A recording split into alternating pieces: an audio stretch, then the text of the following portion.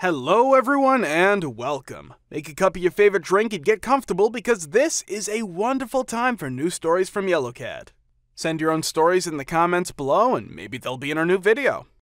Managers of Reddit past to present. What is your favorite I am the manager story? Part 2. Back in the early 2000s, I worked as an assistant manager of a popular video game retailer. On a slow day, I had a guy come in and tell me he wanted to buy 2 PS2s, 2 copies of all the popular games, controllers, etc. Personal experience told me that something was fishy. I gathered up all he wanted and proceeded to ring it up. He whips out a credit card and tells me this will be tax exempt. His credit card was for the local airport authority and says tax exempt number on it with no number. So I asked the guy for a copy of his tax exempt certificate. He says that he doesn't bed one and anything charged to the card is tax exempt. I proceeded to tell him how tax exemption works and the fines that my company would face off if I didn't follow the law. There was some back and forth and in the end I refused to process it as tax exempt. He refused to make the purchase unless it was tax exempt. He says, "You just lost a big sale, buddy." I was already on my way back to the stockroom, so I replied back, "Well, I'll just go to the back and cry then." He got peed and asked for the manager. I am the manager. Well then, who's your boss? I want his number. I proceeded to grab a business card and write down his name and office number on the back. After the guy left, I realized I might have given him the wrong number. I ended up calling the district manager anyway and explained the situation anyway. He agreed I was right for refusing the transaction. I then called the airport authority and spoke to HR that explained that the person was just fired that morning and said that he didn't have the card on him. They were pretty sure the card hadn't been deauthorized yet and thanked me for notifying them. Worked as a supervisor in an optical retail store. We got issued name badges with our first name and job title written on them, and as I was only recently promoted, I put on my badge saying optical assistant with my supervisor badge in my pocket. This isn't a massive issue, as normally when dealing with customers, if you tell them you're a manager, they respect that. Normally. Enter customer C that doesn't adhere to this rule. They had a problem that I was very easily able to offer a solution to, but was absolutely adamant they wanted to speak to a manager. C, can you please get your manager? Me, actually I am a manager. How can I help? C, no, get me your manager. You know, the person in charge? Me, ma'am, I am a supervisor and I'm more than able to help you with any complaints. Unfortunately, the only other manager in is taking care of yesterday's banking and is unable to leave. C, that's not good enough for me. Go get the manager. So at this point, I realized I didn't have the correct badge on, so I turned around, switched them over, and turned back to the customer. Me, hi, I'm the manager. How can I help? She stormed out and put in a complaint against me. So worth it. I'm 25 and store manager at a textile store. One day, there is an older couple. You can clearly see that these individuals live on the posh side of town. They are shopping for some new upholstery fabrics, and like the one I helped them find, but the color is not quite right. The lady asks me to just place an order for the color she would like. I reply that I cannot order items I don't carry. She does not like my answer, measures me with a glance, I have a lot of tattoos and stretched lobes, and says she would like to speak with the manager or somebody that works there every day. Like me working there is an effing community service. I reply that I am the manager, and if she can't find anything she likes, she can take her business elsewhere. A full-grown man was throwing a fit that I wouldn't mark down a Thor hammer at a Halloween store because it was missing that little brown piece of cloth that was tied on the end of it. We are talking the most minimal of issues. It was not the last one. I told him he could have a new one with the string on the end for full price or this one without the string on the end for full price. Either way, the product's integrity was intact and he was just being an A. He demanded to see the manager, and I walked into my office and turned around and came back out. "Hello, I'm the manager. What seems to be the problem here?" He was so mad. Loved his face. He spiked the plastic Thor hammer on the ground, effectively shattering it, and stomped out. I called the cops, gave the license number, he got sued by a major party store chain for a $12 hammer and lost. Note, said hammer was for his infant son who couldn't even hold the hammer.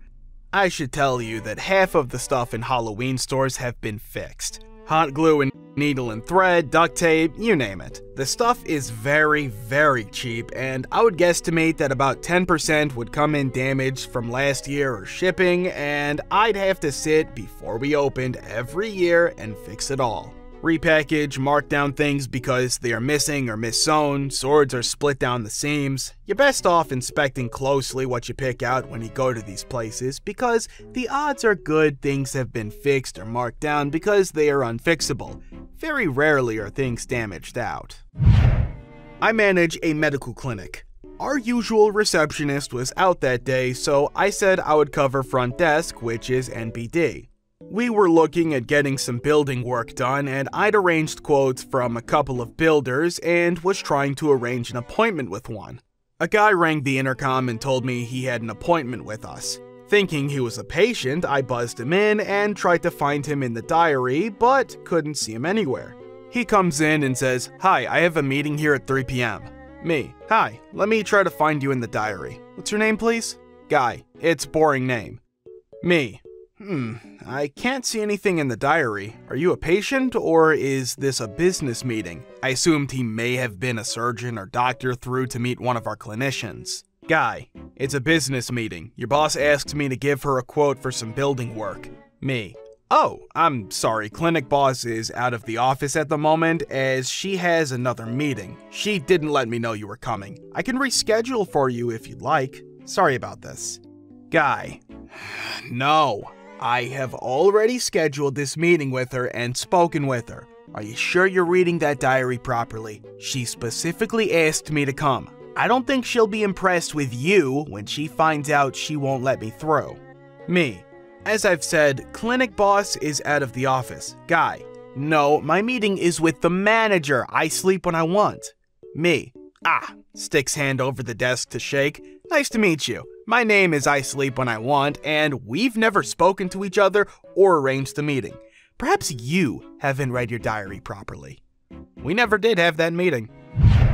Back when I was lifeguarding, I had one of these happen. It was freaking glorious. Background, I'm a medic now, but from the ages of 15 to 19, I was a swim instructor / lifeguard / PADI rescue diver / master scuba diver / a bunch of other water specialties. I was also an EMT at the time of this incident, in the process of getting hired on with a company that wasn't volunteer.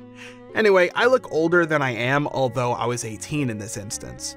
With my background in aquatics / safety / being an EMT, I was hired for the position of alternate aquatics director, which means I managed the aquatics department when my actual department head / other alternate aquatics director wasn't there. There were 3 of us, so we always rotated days / shifts, so one of us was always in charge. For any big issues that came up, I'd always call my director and get permission before doing anything drastic, but I handled my day-to-day stuff.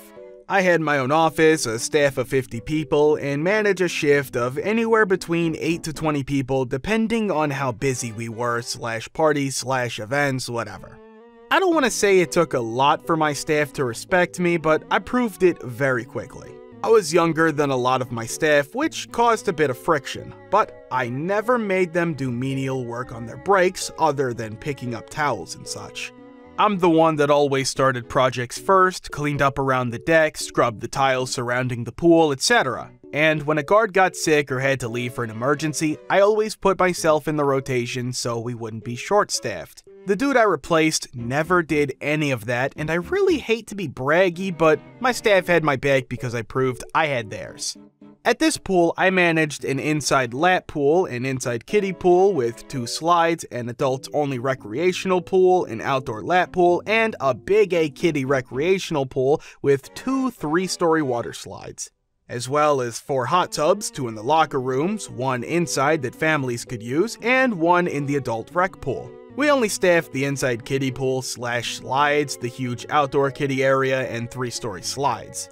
Usually 10 to 20 guards on staff a day, so in short, a lot of water and a lot of people. I should note that it is an athletic club and spa where prices weren't even listed on our website. I've worked for country clubs that presidents go to that weren't half as entitled or pretentious.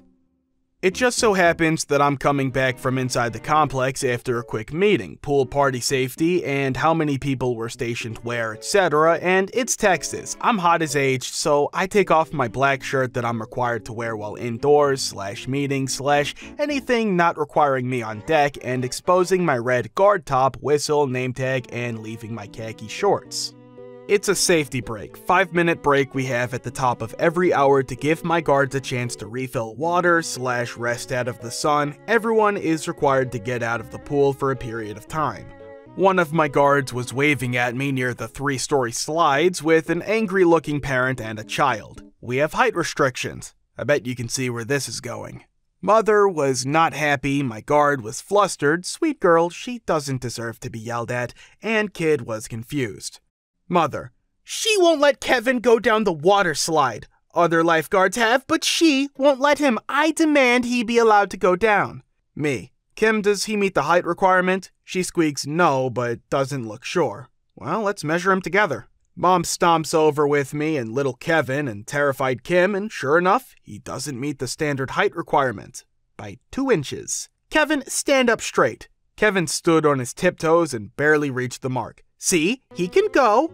Me: absolutely not. He's on his tiptoes. He needs another 2 inches of height to go on this slide, but you're more than welcome to go on our indoor ones for now. Unfortunately, he is no longer allowed to go on these. My guard is correct. Mom: pterodactyl screeching of entitlement. I don't need another little girl to tell me any of this BS. I want to talk to your manager. Me: ma'am, I am the manager. If you'd like to take this matter into my office, I'll gladly sit and listen to your concerns, but that isn't going to change the fact that I'm going to tell every one of my guards to not let him on these slides anymore. I'm sorry.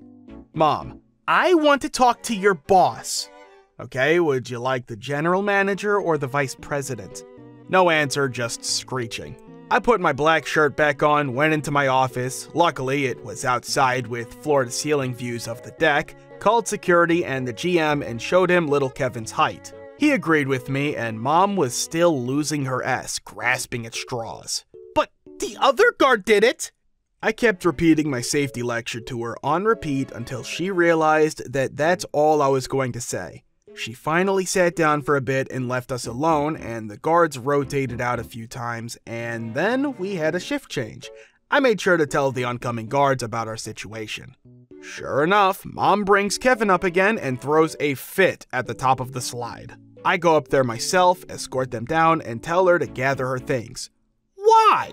I go into my office, tell security and the GM that she is harassing my guards and creating an unstable safety environment, and have her forcibly removed from the property, literally kicking and screaming. We were packed that day too, easily 70+ people outside. She got an example made out of her, and I didn't have any serious issues after that day. She tried to call the cops when they tossed her out. They came in and talked to me, saw security footage, and had my guards vouch for everything that went down. They laughed and left after threatening to arrest her. Most of the people that came to the pool were regulars, so they remembered. Was a glorious day. If you want to watch the part 1, click the link here. Thank you for watching. Guys, thank you for all the support and the likes. Subscribe to the channel if you're not subscribed yet. See you next time.